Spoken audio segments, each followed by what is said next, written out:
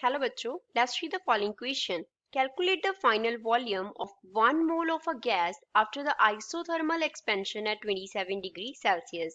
हम क्या कर रहे हैं, एक गैस का isothermal expansion कर रहे हैं 27 डिग्री सेल्सियस पे. उसका हमें फाइनल वॉल्यूम कैलकुलेट करना है. If its original volume is 8000 centimetre cube. उसका जो ओरिजिनल वॉल्यूम है वो हमें 8000 सेंटीमीटर क्यूब दिया गया है. Given that the amount of work done by the gas during the expansion is 230.3 joule and R is equals to 8.31 joule per mole per Kelvin. अब हम क्या करेंगे, इस क्वेश्चन में यूज की कॉन्सेप्ट का बात करेंगे कि कौन सा की कॉन्सेप्ट इस क्वेश्चन में यूज हो रहा है.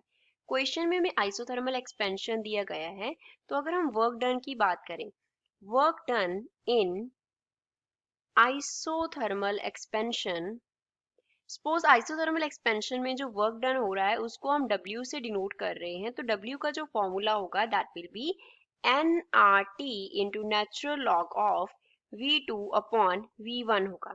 अब आइसोथर्मल का मतलब क्या होता है, चेंज इन टेम्परेचर. T जो है वो टेम्परेचर को डिनोट कर रहा है, कैपिटल T टेम्परेचर को डिनोट कर रहा है, तो चेंज इन टेम्परेचर जो होता है वो जीरो होता है ड्यूरिंग आइसोथर्मल प्रोसेस. N जो है वो रिप्रेजेंट करता है नंबर ऑफ मोल्स को, नंबर ऑफ मोल्स को. कैपिटल R जो है वो रिप्रेजेंट करता है गैस कांस्टेंट को. This here is gas constant.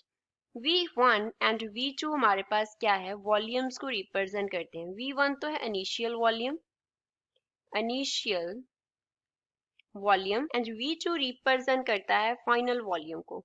V2 is final volume. अब इस क्वेश्चन को सॉल्व कर लेंगे सिंपली सभी वैल्यूज को इस फॉर्मूला में फिल करके. क्वेश्चन में हमें वर्क डन का जो वैल्यू दिया गया है दैट इज 230.3 जाउल दिया है. N का जो वैल्यू है वो कितना है, 1 मोल ऑफ अ गैस दिया है तो 1 हो गया.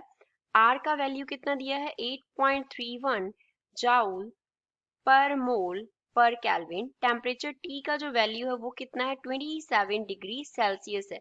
अगर हमें इसको कन्वर्ट करना हो केल्विन में तो हम इसमें 273 ऐड कर देंगे. So this will be equals to 300 kelvin. Initial volume जो है उसका ओरिजिनल वॉल्यूम वो कितना है, 8000 सेंटीमीटर क्यूब है. हमें V2 फाइंड आउट करना है. तो अब W के लिए जो हमने फॉर्मूला लिखा उसको हम क्या लिख सकते हैं, 2.303 इंटू nRT, नेचुरल लॉग की जगह पे लॉग आ गया V2 अपॉन V1. यहाँ पे हमने यूज किया natural log of x is equals to 2.303 log of x. तो यहाँ पे सभी वैल्यूज को सब्स्टिट्यूट कर देंगे. हमारे पास W का जो वैल्यू है वो कितना दिया गया है, 230.3 दिया गया है, इस इक्वल्स टू n का वैल्यू 1 है, R का वैल्यू 8.31 हो गया, टेम्परेचर का वैल्यू 300 हो गया.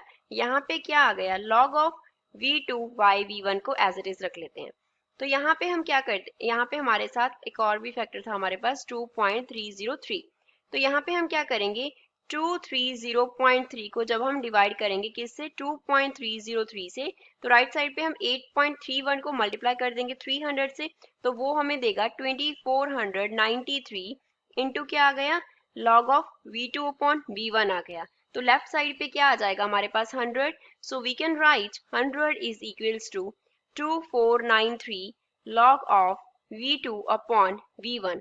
जब हम 2493 को 100 से क्या कर देंगे, डिवाइड कर देंगे, then we can write log of V2 upon V1 is equals to 100 divide by 2493. तो इसको डिवाइड करने पे वैल्यू आएगा नियरली इक्वल्स टू 0.04. अब अगर हमारे पास एक साइड पे क्या हो, log x हो, तो दूसरी साइड पे क्या है हमारे पास n है, तो इसको हम क्या लिख सकते हैं, that x is equals to exponential raise to power n. तो दूसरी तरफ क्या हो जाता है, एक्सपोनेंशियल ले लेते हैं, तो यहाँ से हम लिख सकते हैं V2 upon V1 is equals to exponential of 0.04 हो गया, e की पावर लिख दी. तो यहाँ से हम लिख लेंगे V2 is equals to V1 into exponential of 0.04. तो यहाँ से क्या बन गया, V2 का वैल्यू, V1 का वैल्यू है 8000 सेंटीमीटर क्यूब, एक्सपोनेंशियल ऑफ 0.04 का वैल्यू हमारे पास आएगा 1.04.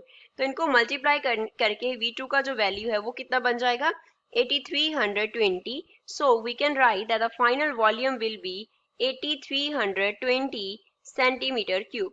So this is final answer for the given question. I hope you understood it well. Thanks.